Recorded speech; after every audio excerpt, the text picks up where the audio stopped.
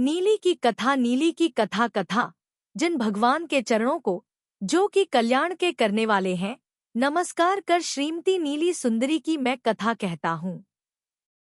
नीली ने चौथे अनुव्रत ब्रह्मचर्य की रक्षा कर प्रसिद्धि प्राप्त की है। पवित्र भारतवर्ष में लाट देश एक सुंदर और प्रसिद्ध देश था। जिन धर्म का वहाँ खूब प्रचार था। वहाँ की प्रजा अपने धर्म कर्म पर बड़ी दृढ़ थी। इससे इस देश की शोभा को उस समय कोई देश नहीं पा सकता था। जिस समय की यह कथा है तब उसकी प्रधान राजधानी भृगुकच्छ नगर था। यह नगर बहुत सुंदर और सब प्रकार की योग्य और कीमती वस्तुओं से पूर्ण था। इसका राजा तब वसुपाल था और वह जिससे अपनी प्रजा सुखी हो, धनी हो, सदाचारी हो, दयालु हो, इसके लिए कोई बात का कष्ट न हो, इसका सदा प्रयत्नशील रहता था।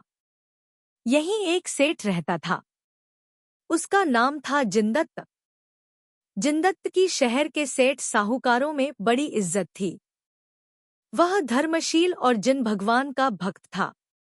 दान, पूजा, स्वाध्याय आदि पुण्य कर्मों को वह सदा नियमानुसार किया करता था। उसकी धर्मप्रिया का नाम जिनदत्ता था। जैसा जिनदत्त धर्मात्मा और सदाचारी था, उसकी गुणवती साध्वी स्त्री भी उसी के अनुरूप थी और इसी से इनके दिन बड़े ही सुख के साथ बीतते थे। अपने गार्हस्थ्य सुख को स्वर्ग सुख से भी कहीं बढ़कर इन्होंने बना लिया था। जिनदत्ता बड़ी उदार प्रकृति की स्त्री थी। वह जिसे दुखी देखती उसकी सब तरह सहायता करती और उनके साथ प्रेम करती। इसके संतान में केवल एक पुत्री थी। उसका नाम नीली था। अपने माता पिता के अनुरूप ही इसमें गुण और सदाचार की सृष्टि हुई थी। जैसे संतों का स्वभाव पवित्र होता है, नीली भी उसी प्रकार बड़े पवित्र स्वभाव की थी। इस नगर में एक और वैश्य रहता था। उसका नाम समुद्रदत्त था। यह जैनी नहीं था। इसकी बुद्धि बुरे उपदेशों को सुन सुनकर बड़ी मटकी हो गई थी। अपने हित की ओर कभी इसकी दृष्टि नहीं जाती थी। इसकी स्त्री का नाम सागरदत्ता था। इसके एक पुत्र था, उसका नाम था सागरदत्त। सागरदत्त एक दिन अचानक जिन मंदिर में पहुंच गया। इस समय नीली भगवान की पूजा कर रही थी। वह एक तो स्वभाव से ही बड़ी सुंदरी थी। इस पर उसने अच्छे अच्छे रत्न जड़े गहने और बहुमूल्य वस्त्र पहन रखे थे। इससे उसकी सुंदरता और भी बढ़ गई थी। वह देखने वालों को ऐसी जान पड़ती थी मानो कोई स्वर्ग की देवबाला भगवान की खड़ी खड़ी पूजा कर रही है। सागरदत्त उसकी भुवन मोहिनी सुंदरता को देखकर मुग्ध हो गया। काम ने उसके मन को बेचैन कर दिया। उसने पास ही खड़े हुए अपने मित्र से कहा, यह है कौन? मुझे तो नहीं जान पड़ता कि यह मध्यलोक की बालिका हो, या तो यह कोई स्वर्गबाला है या नागकुमारी अथवा विद्याधर कन्या, क्योंकि मनुष्यों में इतना सुंदर रूप होना असंभव है। सागरदत्त के मित्र प्रियदत्त ने नीली का परिचय देते हुए कहा कि वह तुम्हारा भ्रम है जो तुम ऐसा कहते हो कि ऐसी सुंदरता मनुष्यों में नहीं हो सकती। तुम जिसे स्वर्गबाला समझ रहे हो वह न स्वर्गबाला है, न नागकुमारी और न किसी विद्याधर वगैरह की ही पुत्री है, किंतु मनुष्यनी है और अपने इसी शहर में रहने वाले जिनदत्त सेठ के एकमात्र प्रकाश करने वाली उसकी नीली नाम की कन्या है। अपने मित्र द्वारा नीली का हाल जानकर सागरदत्त आश्चर्य के मारे दंग रह गया। साथ ही काम ने उसके हृदय पर अपना पूरा अधिकार किया। वह घर पर आया सही, पर अपने मन को वह नीली के पास ही छोड़ आया। अब वह दिन रात नीली की चिंता में घुल घुल कर दुबला होने लगा। खाना पीना उसके लिए कोई आवश्यक काम नहीं रहा। सच है, जिस काम के वश होकर श्री कृष्ण लक्ष्मी द्वारा, महादेव गंगा द्वारा और ब्रह्मा उर्वशी द्वारा अपना प्रभुत्व ईश्वरपना खो चुके, तब बेचारे साधारण लोगों की कथा ही क्या कही जाए। सागरदत्त की हालत उसके पिता को जान पड़ी। उसने एक दिन सागरदत्त से कहा, देखो, जिनदत्त जैनी है। वह कभी अपनी कन्या को अजैनों के साथ नहीं ब्याहेगा। इसलिए तुम्हें यह उचित नहीं कि तुम अप्राप्य वस्तु के लिए इस प्रकार तड़फड़ अपनी जान को जोखिम में डालो। तुम्हें यह अनुचित विचार छोड़ देना चाहिए। यह कहकर समुद्रदत्त ने उत्तर पाने की आशा से उसकी ओर देखा, पर जब सागरदत्त उसकी बात का कुछ भी जवाब न देकर नीची नजर किए ही बैठा रहा, तब समुद्रदत्त को निराश हो जाना पड़ा। उसने समझ लिया कि इसके दो ही उपाय हैं, या तो पुत्र के जीवन की आशा से हाथ धो बैठना या किसी तरह सेठ की लड़की के साथ इसको ब्याह देना। पुत्र के जीने की आशा को छोड़ बैठने की अपेक्षा उसने किसी तरह नीली के साथ उसका ब्याह कर देना ही अच्छा समझा। सच है, संतान का मोह मनुष्य से सब कुछ करा सकता है। इस संबंध के लिए समुद्रदत्त के ध्यान में एक युक्ति आई। वह यह कि इस दशा में उसने अपना और पुत्र का जैनी बन जाना बहुत ही अच्छा समझा और वे बन भी गए।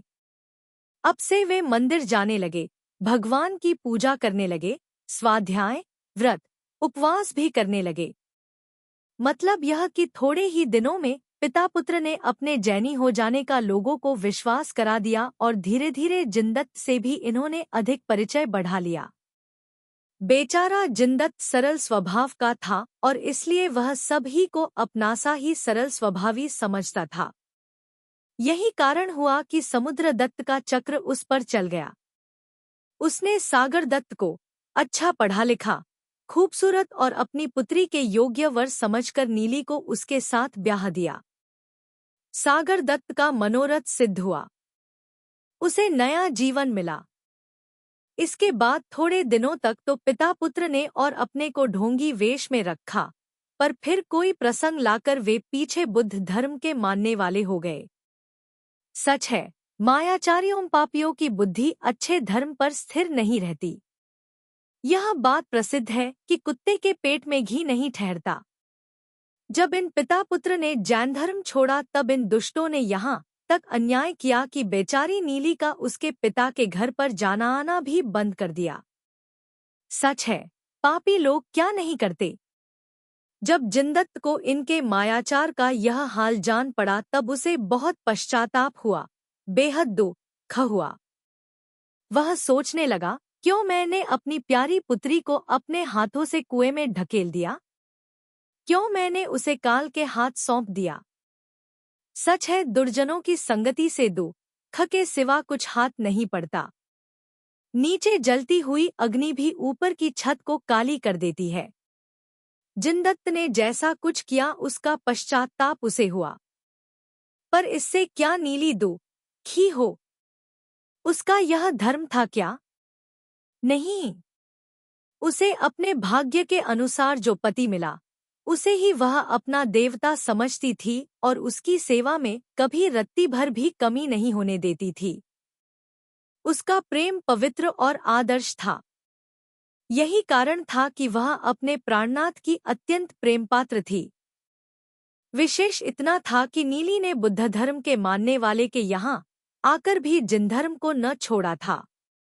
वह बराबर भगवान की पूजा, शास्त्र स्वाध्याय, व्रत, उपवास आदि पुण्य कर्म करती थी, धर्मात्माओं से निष्कपट प्रेम करती थी और पात्रों को दान देती थी। मतलब यह कि अपने धर्म कर्म में उसे खूब श्रद्धा थी और भक्ति पूर्वक वह उसे पालती थी। पर खेद है कि समुद्रदत्त की आंखों में नीली का यह कार्य भी खटका करता था। उसकी इच्छा थी कि नीली भी हमारा ही धर्म पालने लगे और इसके लिए उसने यह सोचकर कि बुद्ध साधुओं की संगति से या दर्शन से या उनके उपदेशों से यह अवश्य बुद्ध धर्म को मानने लगेगी। एक दिन नीली से कहा, पुत्री, तू पात्रों को तो सदा दान दिया ही करती है, तब एक दिन अपने धर्म के ही अनुसार बुद्ध साधुओं को भी तो दान दे।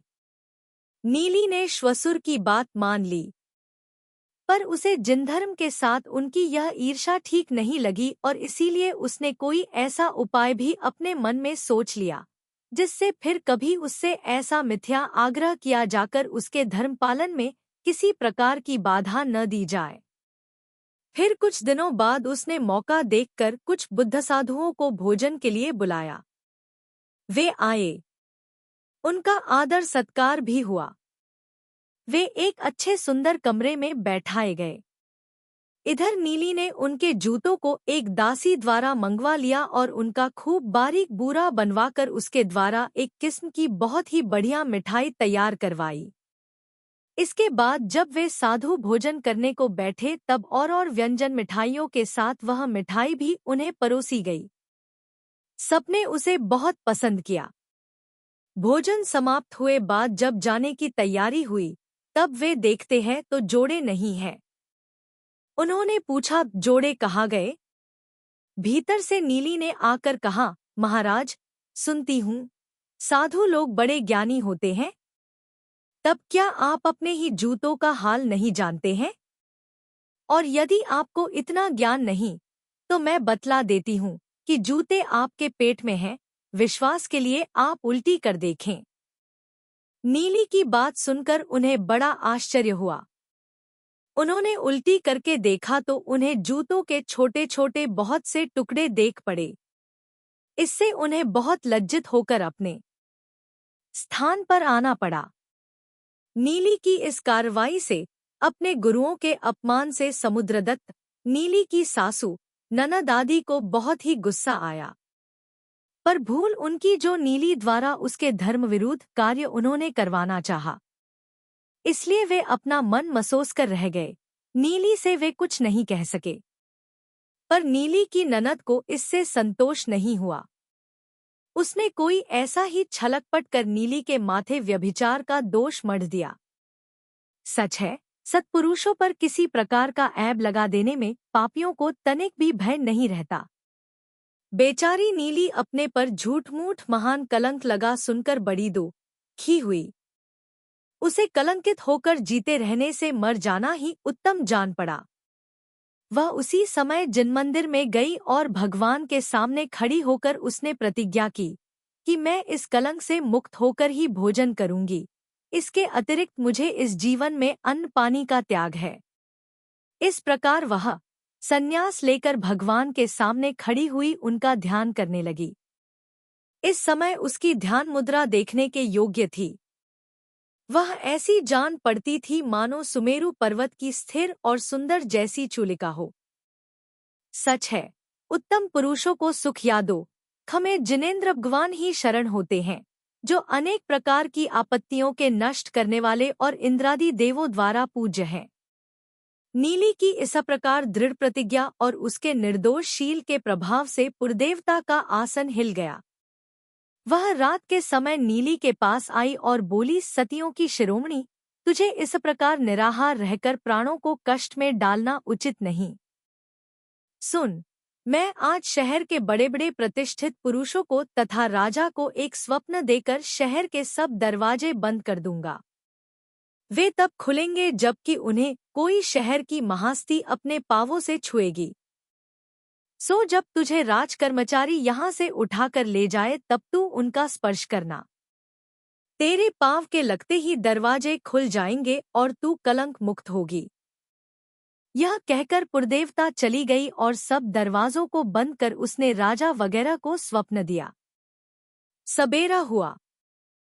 कोई घूमने के लिए, कोई स्नान के लिए और कोई किसी और काम के लिए शहर बाहर जाने लगे।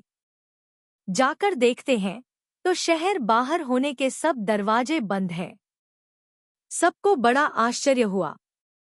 बहुत कुछ कोशिशें की गईं, पर एक भी दरवाजा नहीं खुला। सारे शहर में शोर मच गया। बात की बात में राजा के पास खबर पहुंची।